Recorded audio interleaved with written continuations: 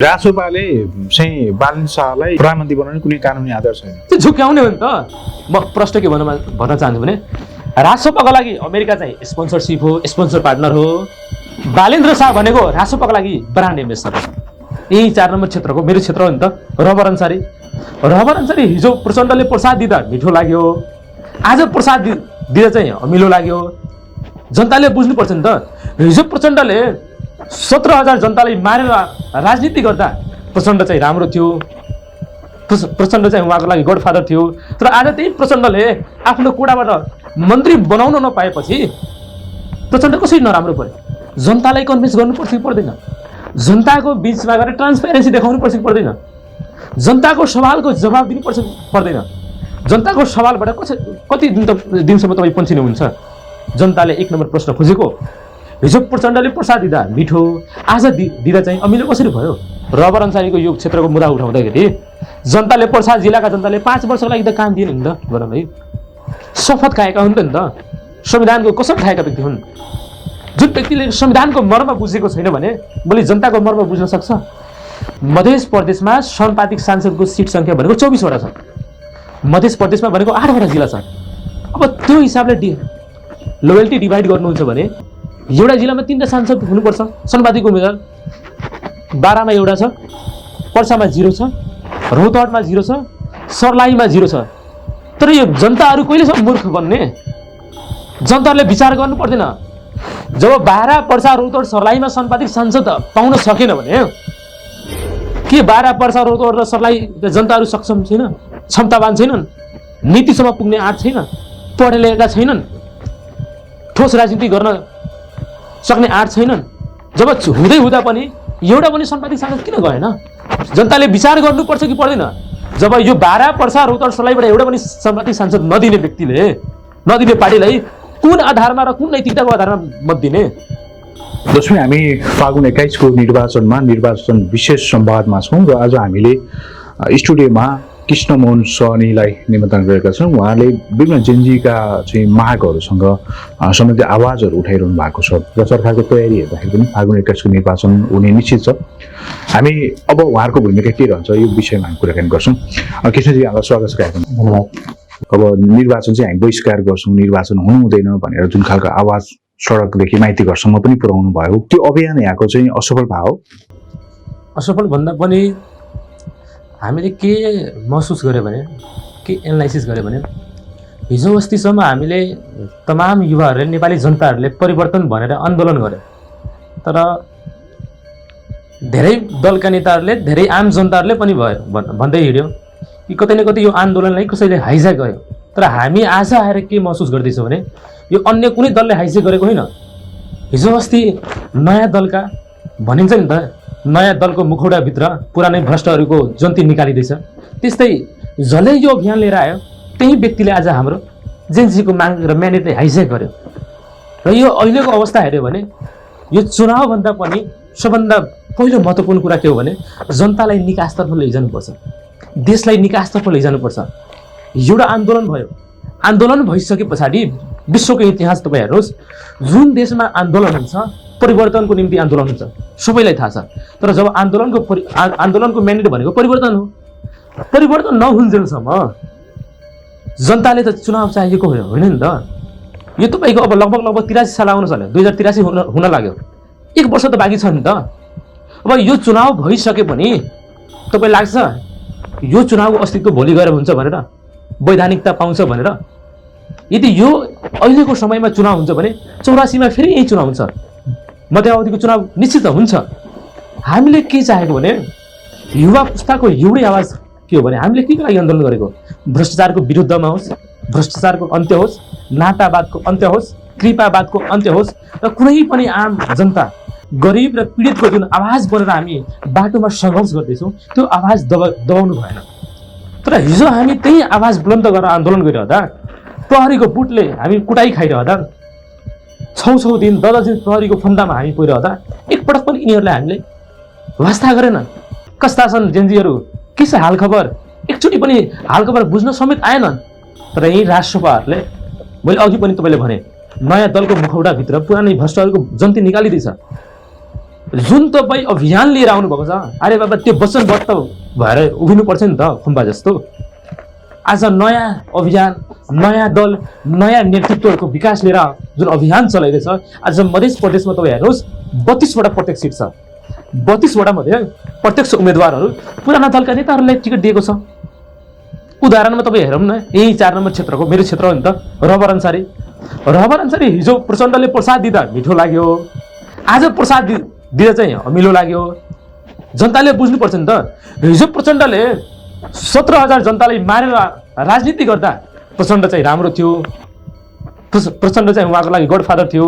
तर आज त्यही प्रचण्डले आफ्नो कुराबाट मन्त्री बनाउन नपाएपछि प्रचण्ड कसरी नराम्रो पर्यो? जनतालाई कन्भिन्स गर्नुपर्छ कि पर्दैन? जनताको बिचमा गएर ट्रान्सपेरेन्सी देखाउनु पर्छ कि पर्दैन? जनताको सवालको जवाब दिनुपर्छ कि पर्दैन? जनताको सवालबाट कति दिनसम्म तपाईँ पन्छिनुहुन्छ? जनताले 1 नम्बर प्रश्न खोजेको। हिजो प्रचण्डले प्रसाद दिँदा मिठो, आज दिँदा चाहिँ अमिलो कसरी भयो?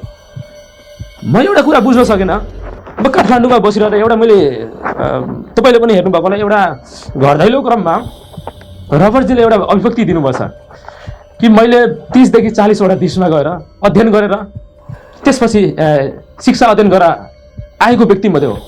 म एउटा के बुझ्न सकेको छैन भने कि सायद अहिले पनि रबर अन्सारीमा पोलिटिकल म्याचुरिटी छैन, चेतनाको विकास हुन सकेन। शिक्षित भए तापनि चेतनाको विकास भएन। र त्यसपछि त्यहाँ बसेको वरिपरिको मान्छे जब उनले यस्तो अभिव्यक्ति दिइरहँदा ताली पड्काउने मान्छे कति मूर्ख छ। नपढेको मान्छे त मूर्ख छ, त्यो ठिक छ। जो पढे लेखेको मान्छे त्यहाँ उभिरहेको छ त्यो कति मूर्ख छ कि एउटा विदेश जानको लागि भिसा पाउनको लागि कति गाह्रो छ। एउटा नेपाली बासिन्दाले विदेश जानको लागि कति महिना लाग्छ भिसा पाउनको लागि। यो पनि जान्नुपर्छ, नेपालका मान्छेहरूले विदेश जानको लागि कतिवटा देशमा मात्र ओपन भिसा छ 1, र भिसा पाउनको लागि कति गाह्रो छ 2, र 35-40 वर्षको उमेरमा 40 वटा देश तपाईँ भ्रमण गरेर आउनु भएको। भ्रमण त गर्न सकिँदैन यार। अनि कसरी होसुवाका तालमा जनतालाई बेवकुफ बनाउनुहुन्छ? उहाँले त पढेर आयो भने भन्नुभएको छ। अब यो हिसाबले हामीले के एनालाइसिस गर्यो? यो हिसाबले हामीले के एनालाइसिस गर्नुपर्छ भने बच्चा जन्मिने बित्तिकै त विदेश जाँदैन नि त, समय लाग्छ, उमेर पर्याप्त पुग्नुपर्छ, भिसा पाउनुपर्छ। म त्यही जनताले प्रश्न गर्न चाहन्छु, यो जनताको कारणले गर्दा आज जनताले आज समस्या भोग्नु परेको छ। यदि त्यही बेला एउटा पनि जनताको मुखमा जवाब हुन्थ्यो भने प्रश्न गर्थ्यो कि तपाईँ कुन कुन देशमा भ्रमण गरेर आउनुभयो? हिजो माओवादीको कोटाबाट रबरजीले 3-4 वटा देशमा गएर युथ एडभोकेसीको लागि ट्रेनिङ गरेर आएको व्यक्ति हो।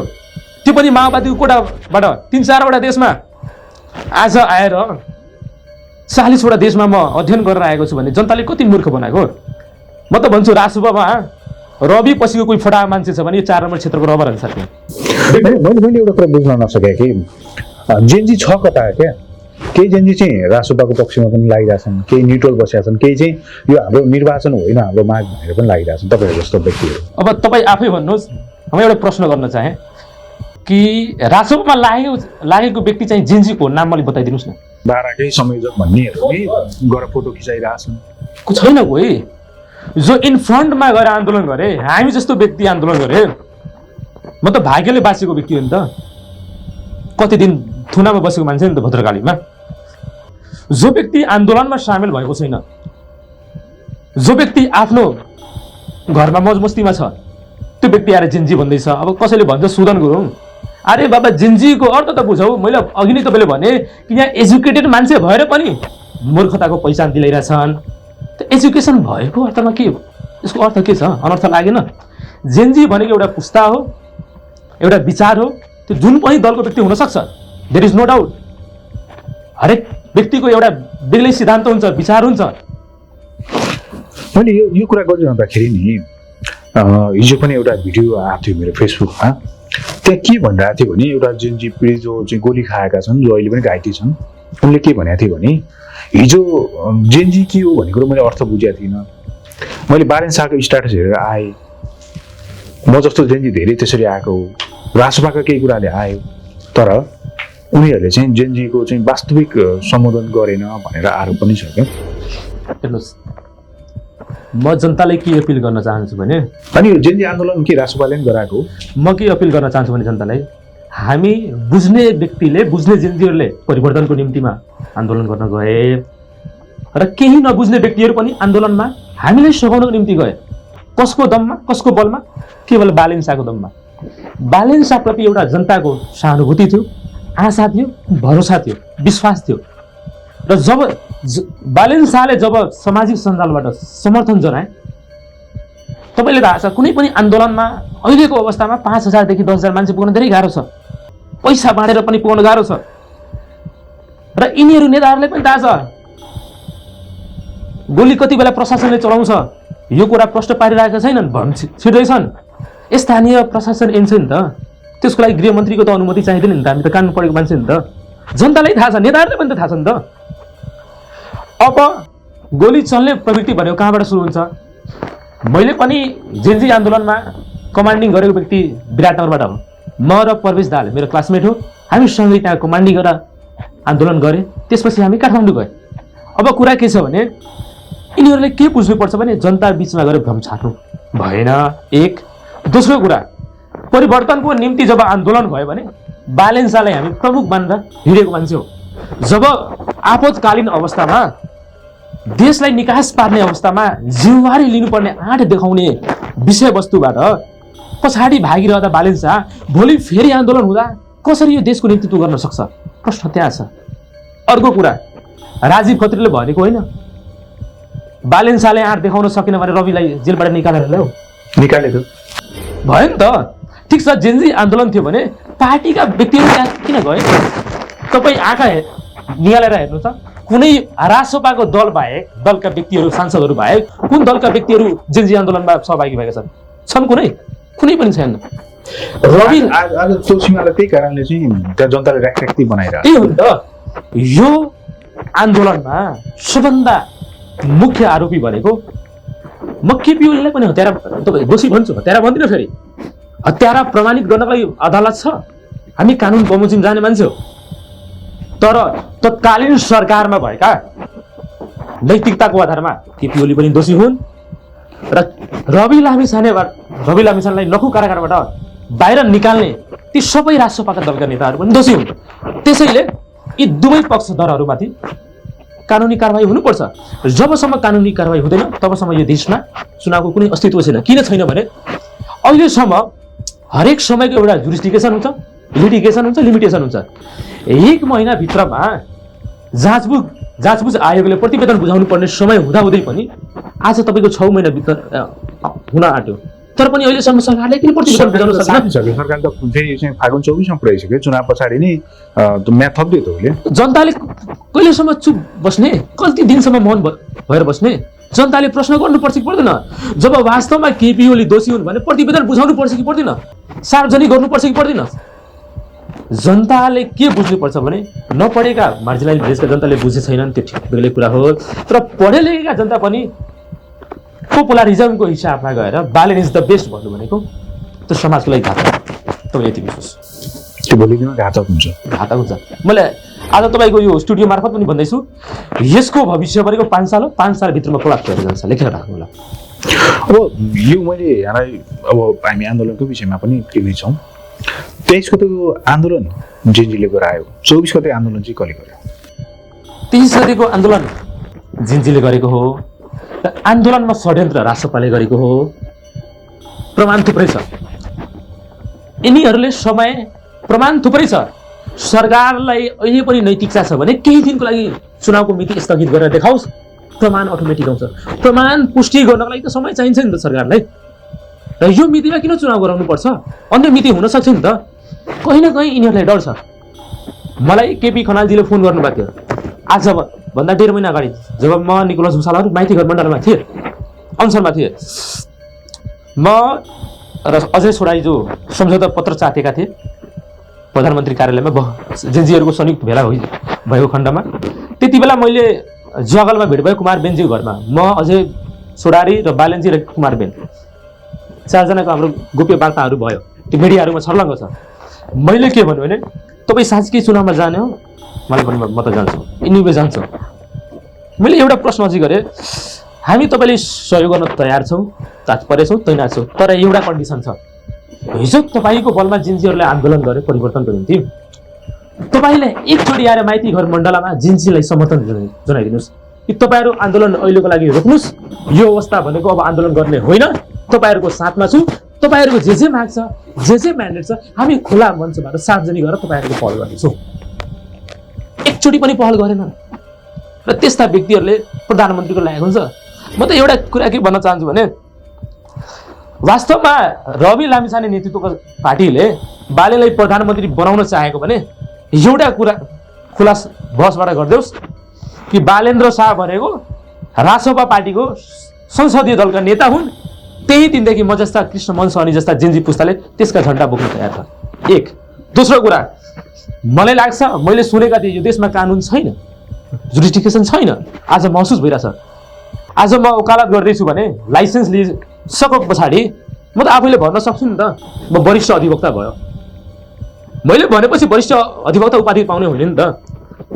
त्यस्ता पढे लेखेका अमरेश सिंह पनि त्यस्तै छन्, पढे लेखेका जन्तुहरू पनि त्यस्तै छन्। वरिष्ठ नेताको श्रेणी उपाधि कति बेला पाउने हो जनताले थाहा छैन, जनता बुझेका छैनन्। हिजो मेयर पदमा सेवा गरिरहेका व्यक्ति आज एक्कासी वरिष्ठ नेताको उपाधि कसरी पाए? जनतालाई कति मूर्ख बनाउने? भनेपछि रासोपाले चाहिँ बालेन्द्र शाहलाई प्रधानमन्त्री बनाउने कुनै कानुनी आधार छैन। त्यो झुक्याउने हो नि त। म प्रश्न के भन्न चाहन्छु भने रासोपाको लागि अमेरिका चाहिँ स्पोन्सरसिप हो, स्पोन्सर पार्टनर हो। बालेन्द्र शाह भनेको रासोपाको लागि ब्रान्ड एम्बेसडर हो। अमेरिकाले रासोपालाई स्पोन्सरसिप गर्दैछ, बालेन्द्र शाहले सघाउनको लागि ब्रान्ड एम्बेसडरको काम गर्दैछ घन्टीको लागि। यति कुरा जनताले बुझ्नुपर्छ। बालेन्द्र शाहले किन बुझ्नुपर्छ? पढे लेखेको व्यक्तिले किन नबुझेको अहिलेसम्म? आज मधेसी जनता त हाम्रो मधेसको छोरा चाहिँ बालेन्द्र शाह प्रधानमन्त्री हुँदैछ भनेर त झन्डा बोकेर स्वस्फूर्त रूपमा आइरहेको देख्नु भएको छ। त्यो त सिम्पेथी पाउनको लागि मात्र हो। किन यो देशमा उपेन्द्र यादवको योगदान छैन? यो देशमा प्रचण्डको योगदान छैन? यो देशमा केपीको योगदान छैन? शेरबहादुर देवको योगदान छैन? छ नि त। किन छैन? आज जुन जन्तुहरूलाई यति सिना चौडा गरेर बोल्दैछन् कसको देन हो? 12-4 उम्मेदवार रबर अन्साले भनेका छन् नि, म जोसपाको चाहिँ उपेन्द्र यादवलाई प्रधानमन्त्री मान्न सक्दिनँ तर चाहिँ बालेन्द्र शाहलाई चाहिँ प्रधानमन्त्री मान्न सक्छु भनिरहेको छन् नि उहाँले मतदातासँग। रबर अन्सारी कुन नैतिकताको हिसाबमा यो क्षेत्रमा आएर चुनाव लड्ने? एक। दोस्रो कुरा, हिजो अस्तिसम्म यो क्षेत्रबाट शालिग्रामजी, यो क्षेत्रमा उहाँभन्दा पनि अगाडि इच्छाबहादुर बाग्लेजी, यो क्षेत्रमा घन्टीको कुनै उम्मेदवार नभएको खण्डमा घन्टीलाई परिचालित गर्ने र जुन व्यक्ति हिजोसम्म कुनै पार्टीको झन्डा बोक्न सकेको व्यक्तिलाई आज चरित्र हत्या गरे कि गरेन? पवन चौधरी जस्तोले त उम्मेदवार बनेर 79 मा चाहिँ 6000 भन्दा माथि त चाहिँ भोटले, तर उनीहरूको चाहिँ योगदान खोइ यस्तो हो। यिनीहरूले नयाँको आश्वासन दिएर प्राणै भ्रष्टको खेल भइरहेछ। किनभने जो व्यक्तिले फन्डिङ गर्न सक्छ, म एउटा अझ कुरा प्रश्न पार्न चाहे, यो अहिले पनि विश्वको इतिहास हेर्नुहुन्छ भने जति पनि आन्दोलन भयो क्रान्तिकारी भयो, देशको सत्ता भनेको क्रान्तिकारी आन्दोलनकारीले चलाउनु पर्ने हो। एक। दोस्रो कुरा, प्राइमरी इलेक्सनको नाममा झन्डै 32 करोड रुपैयाँ चन्दा वसुलिएको छ राजसपाले, प्रमाण छ। अहिलेसम्म कुनै पनि विश्वको इतिहासमा हेर्नुपर्छ प्राइमरी इलेक्सन ठिक छ, प्राइमरी इलेक्सन ठिक छ, बेस्ट आइडिया। तर प्राइमरी इलेक्सनको बहानामा तपाईँले 25,000 रुपियाँ चन्दा सङ्कलन गरेर जनतालाई तपाईँले टिकट नदिनु, अन्य व्यक्तिलाई छाप्रो बनेर छर्पिएपछि उसलाई टिकट दिइहाल्नु पैसाको चलखेलमा। रबरले तपाईँको के अरे यहाँको उच्च अदालत अस्थायी इजलास वीरगञ्जमा दौडी राखेपछि उम्मेदवार भइगयो। अन्य व्यक्तिहरूको जो स्थापना कालदेखि यहाँ परिश्रम गर्दैछ त्यो व्यक्ति जनता होइन, त्यहाँका उम्मेदवारको लायक छैनन्। एउटा कुरा अर्को के म यहाँबाट प्रश्न गर्न चाहन्छु भने मध्य प्रदेशमा समानुपातिक सांसदको सिट सङ्ख्या भनेको 24 वटा छ, मध्य प्रदेशमा भनेको 8 वटा जिल्ला छ। अब त्यो हिसाबले लोयल्टी डिभाइड गर्नुहुन्छ भने एउटा जिल्लामा 3टा सांसद हुनुपर्छ समानुपातिक उम्मेदवार। बारामा एउटा छ, पर्सामा 0 छ, रौतहटमा 0 छ, सर्लाहीमा 0 छ। तर यो जनताहरू कहिलेसम्म मूर्ख बन्ने? जनताहरूले विचार गर्नु पर्दैन।